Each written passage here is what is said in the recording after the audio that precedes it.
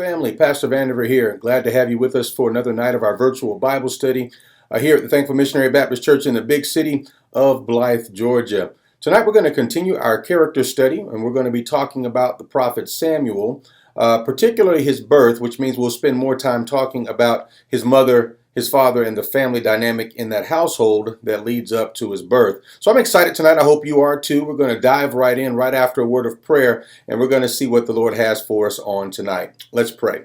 Father, we thank you and we praise you, Lord, for this day and for this opportunity, Lord, to reason together in your word. Give us eyes to see, ears to hear, and hearts to understand what your Spirit is saying to us on tonight. In Jesus' name we pray. Amen. So, family, my Bible is open to 1 Samuel, beginning at chapter 1, and we'll begin reading at verse 1. And we're going to go through this entire chapter tonight in broad strokes. We won't spend a lot of time diving deep into specifics. We want to hit the high points of this character study and make some applications as a result of our reading on tonight. So we're going to open up with verse number 1. There was a certain man from Ramathaim, Zuphite, from the hill country of Ephraim, whose name was Elkanah, son of Jeroham, the son of Elihu, the son of Tohu, the son of Zuph, an Ephraimite. Here's where we dive into our lesson for tonight. He had two wives. One was called Hannah, and the other Peninnah. Peninnah had children, but Hannah had none. Year after year, this man went up from his town to worship and sacrifice the Lord Almighty at Shiloh, where Hophni and Phinehas, the two sons of Eli, were priests of the Lord. Whenever the day came for Elkanah to sacrifice, he would give portions of the meat to his wife Peninnah and to all her sons and daughters. But to Hannah he gave a double portion because he loved her, and the Lord had closed her womb. Because the Lord had closed Hannah's womb, her rival kept provoking her in order to irritate her. This went on year after year. Whenever Hannah went up to the house of the Lord, her rival provoked her till she wept and would not eat. Going to verse 9 now. Once they had finished eating and drinking in Shiloh, Hannah stood up. Now Eli the priest was sitting on his chair by the doorpost of the Lord's house. In her deep anguish, Hannah prayed to the Lord, weeping bitterly.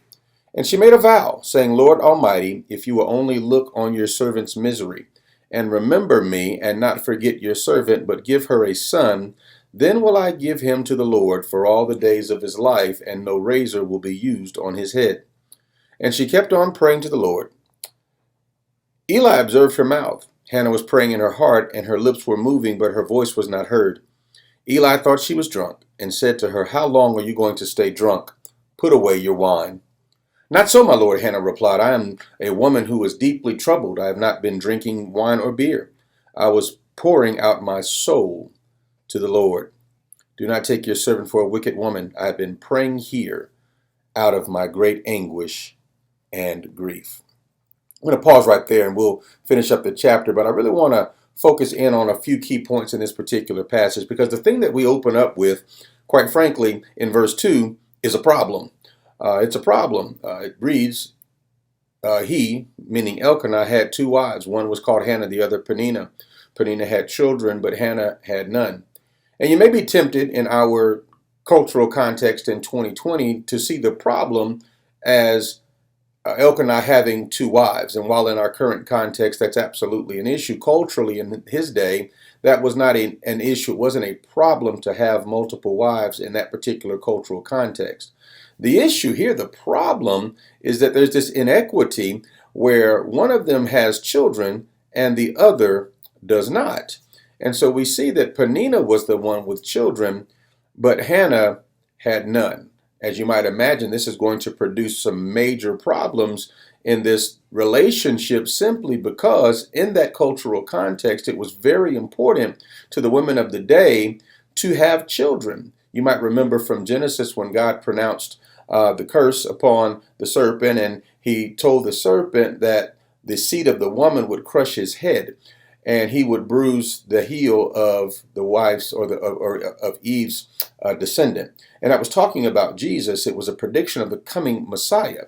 And so from that day forward, you might imagine that every woman who participated in the faith, who had a relationship and a knowledge of God, wanted to be a part of the story of the birth of the coming Messiah. And so if you were barren, as Hannah was, you were looked upon as cursed because there was no opportunity, no chance, no reality in which you could participate in the messianic reality or the messianic future of what would become the nation of Israel. And so she had no children, and with that came great shame. And so year after year, they would go up to sacrifice. Year after year, they would go to Shiloh for worship and sacrifice to God. And they would go to Hophni and to Eli, these priests, and they would make their sacrifices and have their worship there. And a funny thing would happen, or an interesting thing would happen, is whenever that day came for Elkanah to sacrifice, he would actually give portions of the meat to both of his wives. And so Elkanah did as he was supposed to as a provider. He provided for both of his wives. He provided for his entire family. But there was a distinction that he made, because it shares in the text that he gave meat to his wife Peninnah and to all of her children. He was providing for them. But then it says that he gave to Hannah a double portion because he loved her and the Lord had closed her womb. In other words, what we see here is that there, in addition to the problem and in addition to what was going on in terms of having one wife who was barren and the other who could bear fruit, is that he had one that he preferred. Hannah was the preferred of the two. She was the preferred of the two wives, and we might remember through our study of the Bible that this is not an infrequent occurrence, is that there would be a preferred wife in the same way that Rachel was preferred to Leah back in earlier times. And so what we would see here is that Hannah was preferred, but her preference, or her being preferred by her husband, did not make her feel preferred by the Lord. Because the Lord had closed her womb, she would experience, even as the preferred wife, she would be one who experienced great pain. Why? Because she was always provoked by Peninnah. The Lord had closed her womb, and her rival kept provoking her in order to irritate her. And the text, it makes it very clear that she was successful. But before we really dive into that, I want to ask the question: have you ever, because of your pain, forgotten that you were preferred? It's really easy to do sometimes. We all recognize that we are children of God, and God does prefer his children. He has called us by his name. We are believers in Jesus Christ. He has granted us his Son. He has granted us his Spirit. But oftentimes our experience causes us to forget the preference that he has for us. I want to caution us against that, because not all of life is comfortable. Not all of life is always enjoyable. There are times in our lives and in our relationships and in our professional lives that we are challenged, and that things become difficult, and that things become uncomfortable for us. And if we're not careful, we'll forget whose child we are. We'll forget just how special we are in the eyes of God. And oftentimes our being special in the eyes of God is demonstrated through our being special in the eyes of others. In this case, she was special in the eyes of her husband, which was indicative of God's love and preference for her through her husband Elkanah. And so here we see that even though she's preferred, there's a real pain that persists in her life.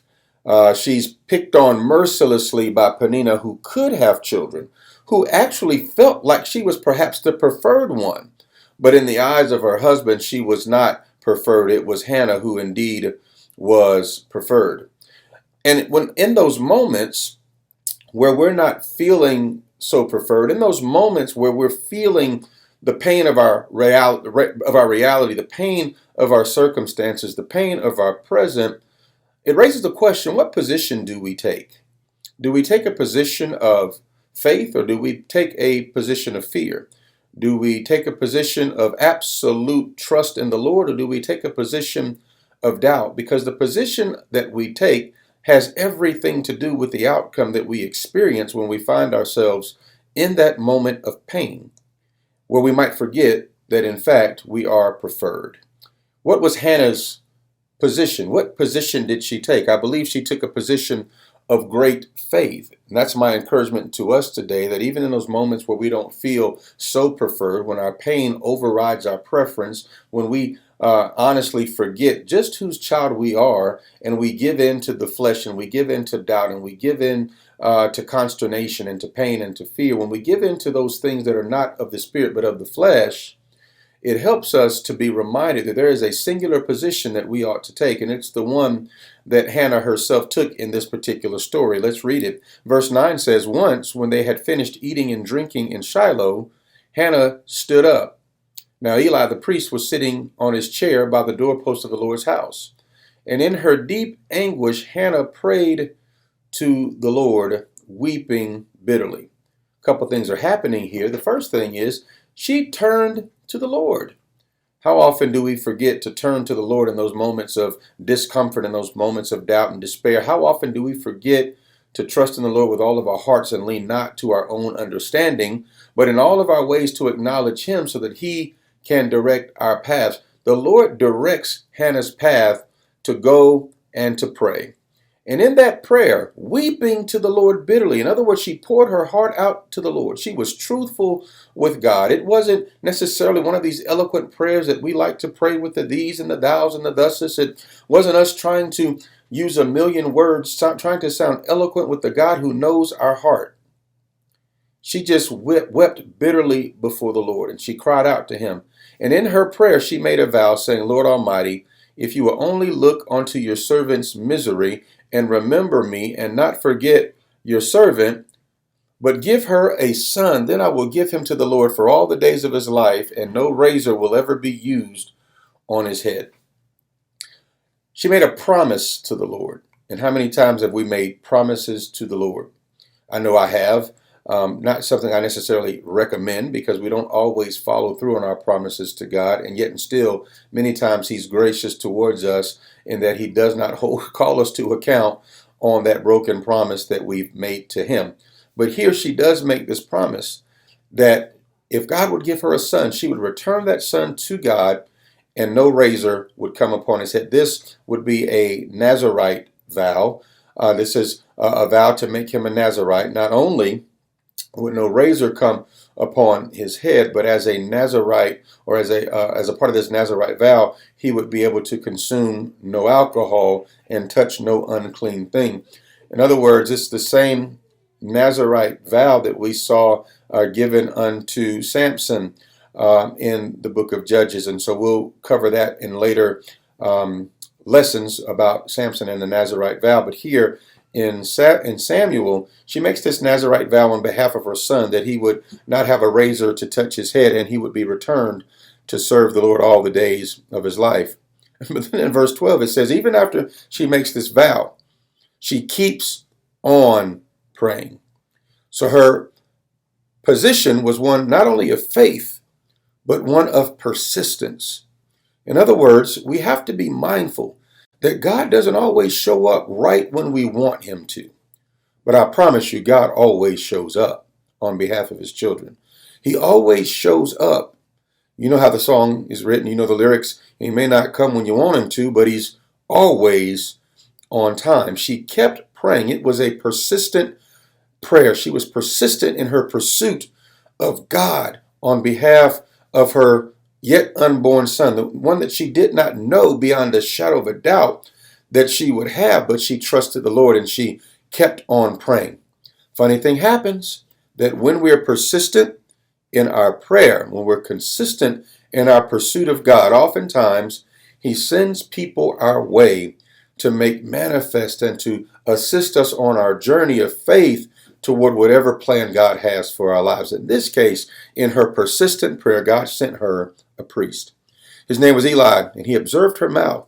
She was praying, not aloud, but in her heart she was praying, but her lips were moving. And Eli saw this happening, and Eli thought that she was drunk, because that's a strange way to pray. Either you pray silently to yourself and your lips don't move, or you pray aloud audibly where your lips and your words are concentric or in tune with one another, but not one where you're praying silently and yet your lips are still moving. This was strange to him. Oftentimes when we're in passionate pursuit of God for our future, we do some things that we wouldn't ordinarily do. Have you ever gotten strange in your pursuit of God? Have you ever done something outside of the ordinary? Have you ever done something that people might consider abnormal in your pursuit of God toward whatever end He has for your life, whatever purpose He has in store for you? She prayed silently, but her lips were moving. And so he asked her, how long are you going to stay drunk? Put away your wine, he says. And she says, no, I'm not drunk. I'm a woman who's deeply troubled.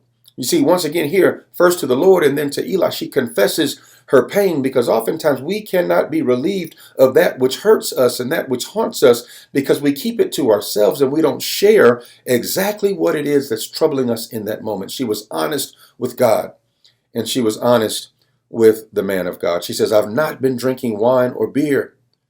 I was pouring out my soul to the Lord. So don't take your servant for a wicked woman, she says, because I've been praying here out of my great anguish and grief.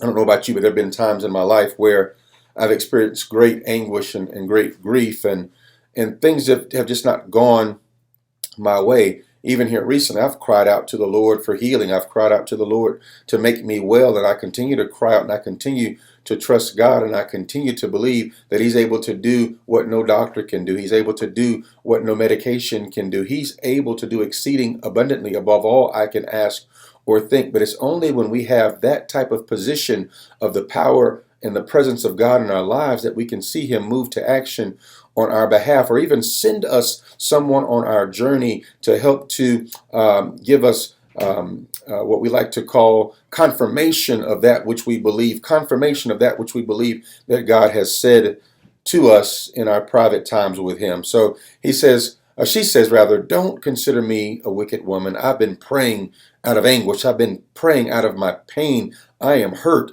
I am grieving, and I am laying it bare before the Lord. And so I believe Eli, sensing her pain, sensing her anguish, but most of all, sensing her faith and her sincerity in her faith, he says, go in peace, and may the God of Israel grant you what you have asked of Him.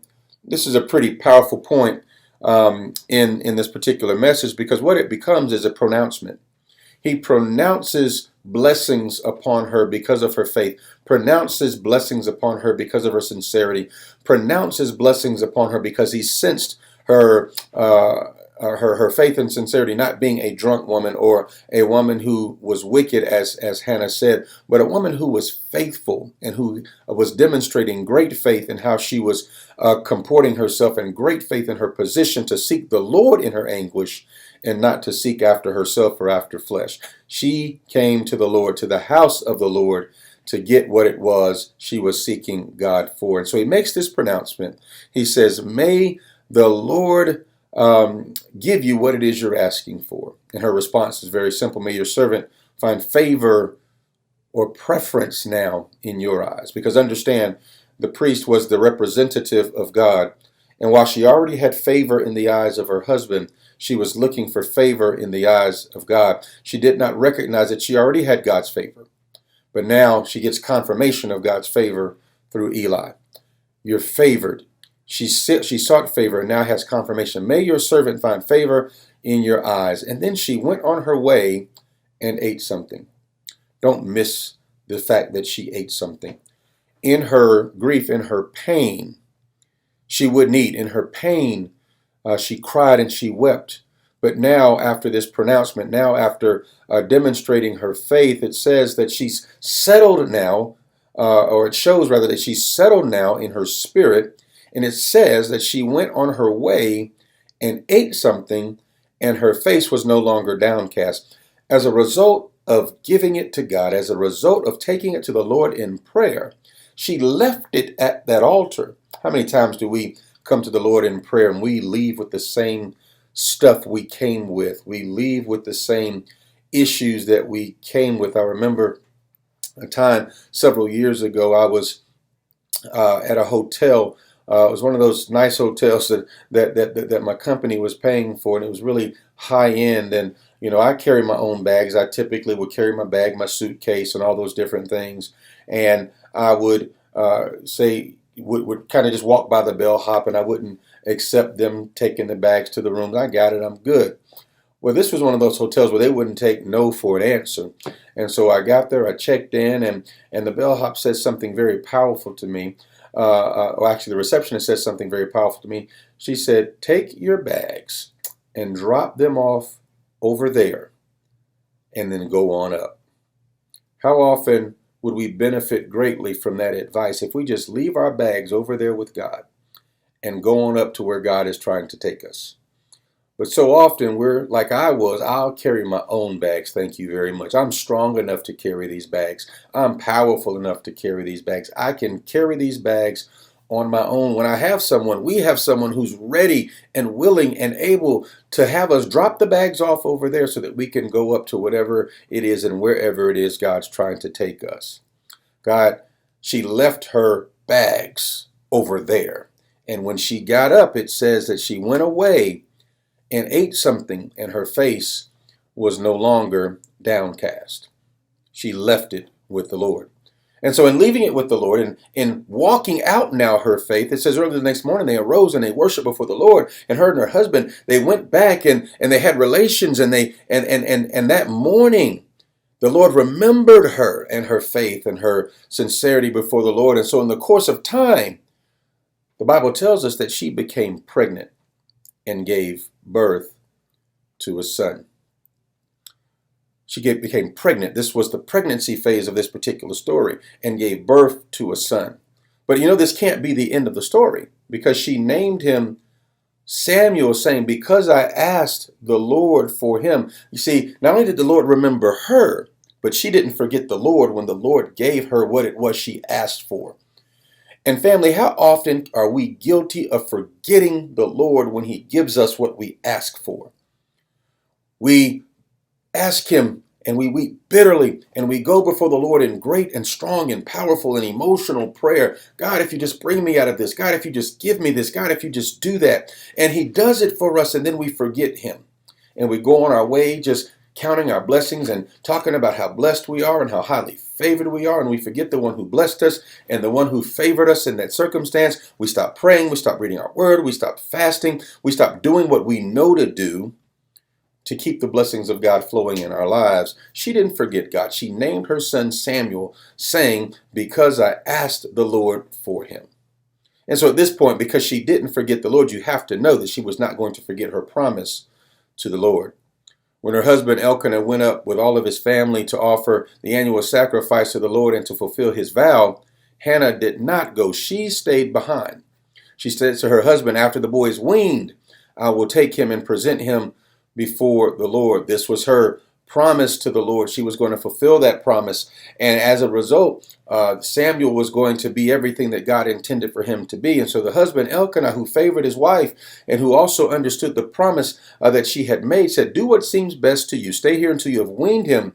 Only may the Lord make good his word." And so the woman stayed home and nursed her son until he was weaned. And after he was weaned, she took the boy with her, young as he was, along with a 3-year-old bull and an ephah of flour and skin of wine, and brought him to the house of the Lord at Shiloh. And when the bull had been sacrificed, she brought the boy to Eli, and she said, here's the presentation, "Pardon me, Lord, my Lord, as surely as you live, I am the woman who stood here beside you praying to the Lord. I prayed for this child, and the Lord has granted me what I asked of him. And so now I give him to the Lord. For his whole life he will be given over to the Lord." And he worshiped the Lord there. That's the presentation. That's Hannah fulfilling her promise to the Lord after the Lord fulfilled his promise to Hannah.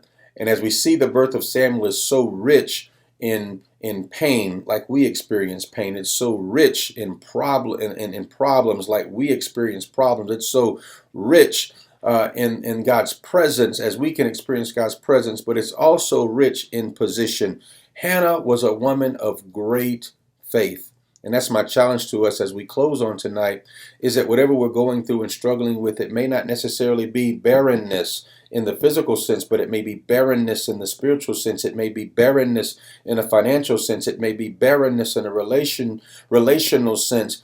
Please take great care that your position be one of faith, where you take it to the Lord and that you trust in Him with everything that's in you, that He alone can bring to pass that which you're seeking Him for. So seek the Lord that you might be fruitful in your relationship. Seek the Lord that you might be fruitful professionally. Seek the Lord that you might be fruitful spiritually, that you might bear much fruit for the Lord. Seek Him in all that you do.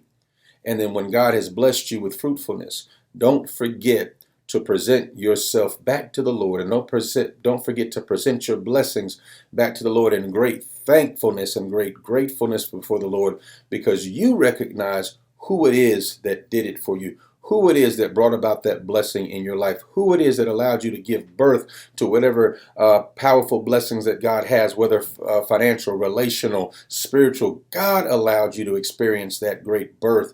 Give back to God that which He has given to you. And the Lord can not only bless you, but bless the gifts that He's given you for all the days of your life. Have great faith. Be like Hannah. Take it to the Lord. Be like Hannah. Have a position of great faith. Be like Hannah. Don't get caught up in the ridicule of the world and those around you. Don't get caught up in a position of taking a position of pain and doubt and fear. Don't be a person who responds in the same bitterness that people treat you with. Take it to the Lord, because we all have paninas. We all have problems. We all have pain. Take it to the Lord in prayer and watch God bless you all the days of your life. We love you, we thank you, and we trust that you heard the word on tonight. Be a person of faith, a person of great faith, sincere faith, taking it to the Lord and trusting and believing that God will bring somebody your way who will confirm His plan for your life, who will walk with you and journey with you on God's plan for your life, but also give you that pronouncement and that encouragement that God is able to do exceeding abundantly above all you ask or think. We love you. We thank God for you. Have a great night. And thanks for tuning in tonight here at the Thankful Missionary Baptist Church's virtual Bible study in the big city of Blythe, Georgia. God bless you and good night.